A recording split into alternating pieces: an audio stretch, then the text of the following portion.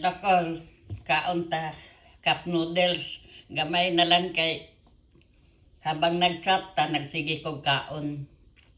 Hapit na ko matauran og ngipon. Nagpa-dentist naman ko diri. Kaon ko og noodles kaon ta ninyo.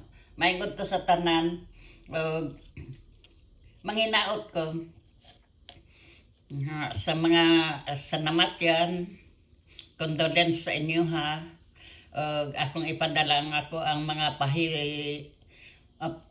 pasubo diha sa inyo ha. Sa pagkakaroon, wala mo ko'y trabaho. Wala dyan ko'y matunol sa inyo. Gawas sa nakikiramay ko sa inyo ang mga kasubo. Ang Diyos ang maantigo mo tagbo sa tanan ninyong gikinahanglan aron sa paghipos na anang patayng lawas sa imong bana at inday. Tanan man tapadulong din ha, kaya lang dili tadungan tanan, nauna lang siya. So ako ipadala ang ako ang pahasubo para sa inyong tanan din ha. God bless you. Ang Diyos ang panalangin natong tanan, magahupay sa ato ang mga kaguol, magalipay ka nato.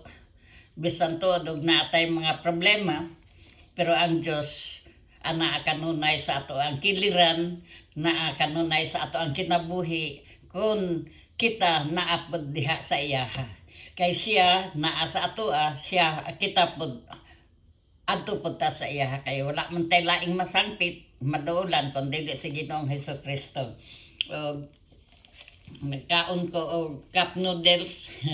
Halang-halang siya. Gamay na lang, sabaw na lang. Habang nagkuan ko, nakipag-chat ko kay Uncle, nagsige kog kaon, karon lang ko nakalugar og video. Salamat sa inyong tanan. Iampot na lang nato. Kita nga nahabilin nga aduna tay pagbag-o. Kung sa mantong nabuhat nato nga dili maayo sa mga miagi nato nga kinabuhi, karon mo atubang ta sa bag-ong kinabuhi uban kang Hesukristo. Salamat sa inyohang pag-ilakan nako nga bilang inyohang mga parinti, ligaw na parinti kay naaman diri. Salamat sa inyong tanan og